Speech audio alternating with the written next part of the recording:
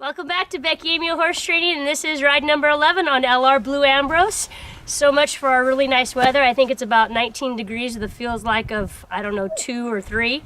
And we are headed out to the pasture for a ride out. We got a little bit of snow last night, and we're getting a little bit of snow right now. And we are really fortunate to have JD's sister Shannon here today, and she's going to take some pictures of me on Ambrose out. And we are videoing the ride because it's just another ride, and taking the opportunity to dress up a little bit and take some pictures for Gen X Equine. This is one of the capes that she's designed, and it matches the saddle pad I'm riding him in today.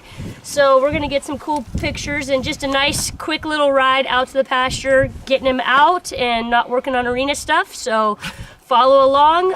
Most of the gates are open from here on out, so I'm not going to be getting off of him, but we're going to try to get everything on camera like we usually do in the entire ride with a few handful of edits. So watch along. Thanks for watching. Okay, so this was kind of a quick and dirty mount up here. I am so weird about wearing my Armitas on most broke horses, let alone something that's only got 10 rides on him. I will tie my Armitas on a colt and send them around the round pen a little bit, just because, you know, you don't have an option. If they lose it over the shaking of that fringe on them, boy, you're just gonna have to dismount and pick a place to step off if they're losing it, because it is not fun, because those suckers are attached to you. It's not like you can just drop them off the side of you like you can a flag or a rope. And I swear, I felt like that Tauntaun from Star Wars where Han Solo has to go out in the snow. That's about what I felt like. And I didn't even go the right direction at first when JD told me to head out. We had discussed what direction I was going to go, and I completely went the wrong way to start with. And like I said before, when it gets below 20 degrees, I completely lose my ability to think whatsoever. So I kind of want to brag on this colt a little bit, because between his good disposition and I did my homework with my groundwork, he was able to pack me with this cape on. I mean, my God, look at that thing flying off of me. Looking at it now, that's hilarious. And he kind of wanted to go fast, and you know, it's kind of slippery out there, and I had to be real careful with him. I wanted him to just kind of walk most of the way, and it's so stinking cold. I had heaters in my boots at the time, and I can't remember if I had heaters in my gloves or not, but once it gets below 20, my gloves, doesn't matter what I wear, they don't work. Nothing works, and especially when you're out like that and you're not protected. And both JD and Shannon were inside my pickup with the heater running trying to video this whole thing. So here we go. We'll see how much we got.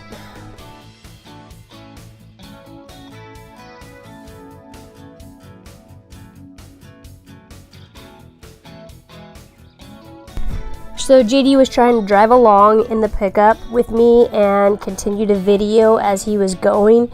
And this colt picks up a little bit of speed, and he kind of gets that momentum that I talked about before, like that avalanche momentum as he goes downhill. And boy, he was crabby. I was trying to hold him back. You could see him just gapping his mouth and tucking his head in because he didn't want me to stop him. But I don't know, it is what it is. We made the best of the bad situation. God, it was cold. And you know, it wasn't my body that was so cold, because this cape is actually quite warm and the Armitas block a ton of wind. It's mostly just my face and my hands and my feet. And right here, he's going to grab his butt a little bit and scoot on me. And thankfully, we're kind of at a level spot where it didn't turn into a wreck, but he shut down awfully fast for me, and he figured out that he's going to slip down there, and he doesn't have the best footing like he thinks. And that white that you see on the ground there is snow, and it has been snowing off and on during this day. And all I'm trying to do is just get to the creek. We're going to take some action shots in the trees, around the creek, around the fallen tree branches, just to get some nice pictures of him in this, and because he just looks so stunning in this color, and just for advertisement purposes. But that's all we're trying to do today. We're just getting a ride out. We're just getting it done and making the best of it.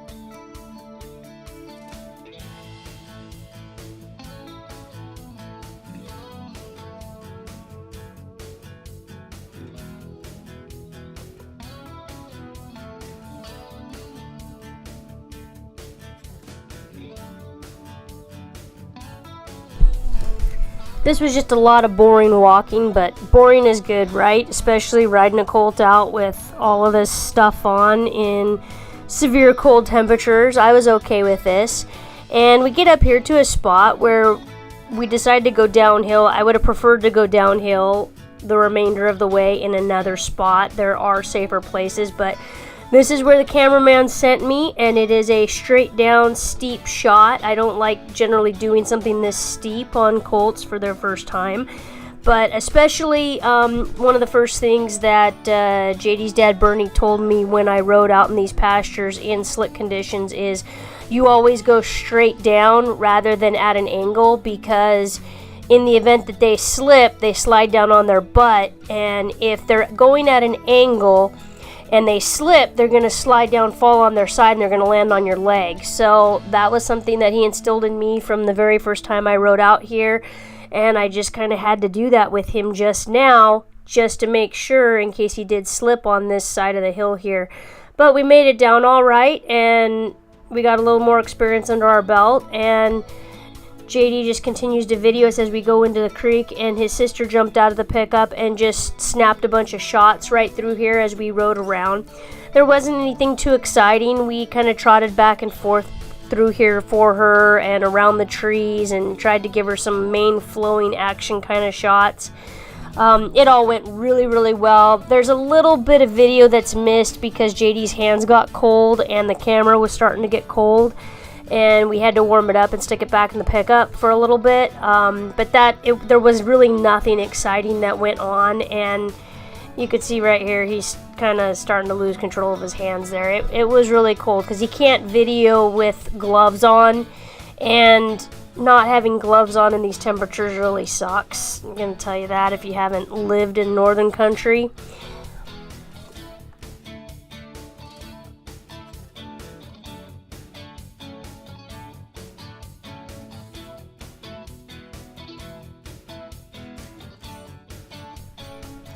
There are some clients that I train for that are out west, and they have some pretty tree branch rocky river bottoms in their pastures, and so they really like it when I bring their colts down here in this area and have them work all over the tree branches, stepping over everything and walking down into the creek and whatnot, because that's what their entire pasture bottom is. And so when you go in to gather cows out of there, they really have to know their footwork, and they've got to be pretty handy to get those cow-calf pairs out of there come time to work cows or brand calves. And so it's just another opportunity, get everybody used to every single kind of terrain that I can. And over here I try to walk him back down the step up that I had jumped up in a previous ride, and he didn't really want to at first, and I wasn't going to totally push the issue if he really didn't want to do it. I didn't want to have that fight with him. I figured I would save it for another day if he really didn't want to, but he goes really easily for me. I am just so pleased with the compliancy of this stud horse. I mean, what a cool dude to just step off like that and handle it.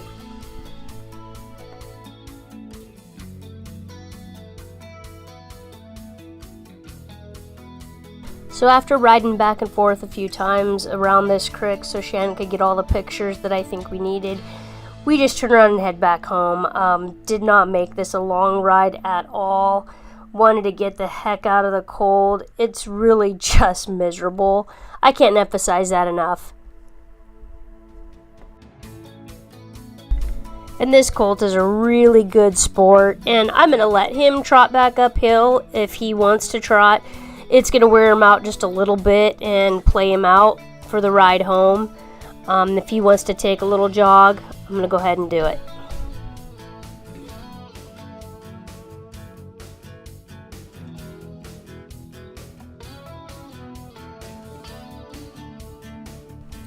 And for the most part, I had to take the same route back as I came down because that was the route that they could drive with the pickup. There's places in the pasture where you really can't go with a pickup, and so we just kind of had to make the best of it. And I do a little bit of hill work here where I go and find some peaks and they're able to get me on camera doing another hill that's a couple of peaks over from the route that I came down, and it broke up the ride a little bit, broke up a little bit of monotony.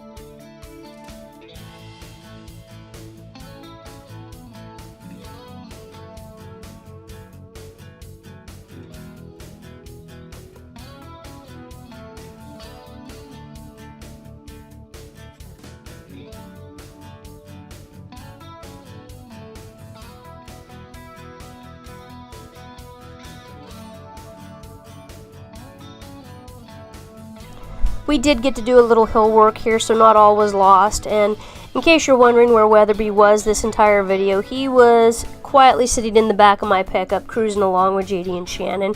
He's no dummy. Riding out to the crick pasture looks like exercise, and he's not one to overdo it. So Charlie's the overachiever, and he'll always go with me.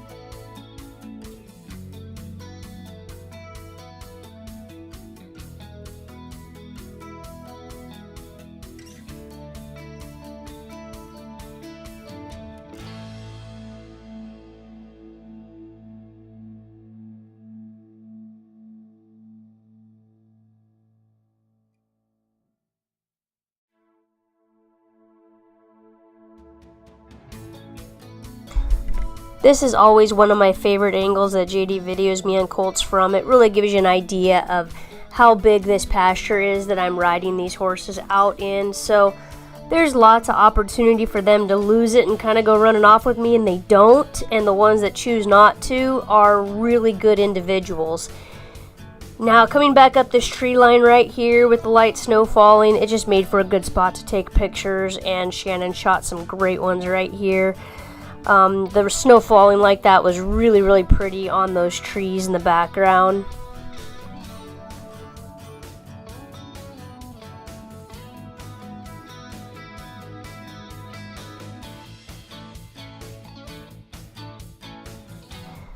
I am really happy that this colt was just compliant and satisfied to walk everywhere. I tell you what, when it gets this cold and they want to trot or jig or do something silly, it is really jarring on your entire body. And those heaters in your boots, those sticky heaters that are supposed to last up to 8 hours, they really don't last that long. So I was already starting to freeze on my toes, but he was really happy to just walk back home. And that's always something that's really important for me to pay attention to right here, because if he wanted to jig home or go fast home, I would have to find something for him to do or turn around and take him right back out again, because I don't want him to get in the habit of going fast home. And he's still going to get tied up for a little while after we're done here, and he's still going to learn that you don't just come back into the yard and get to go back into your pen.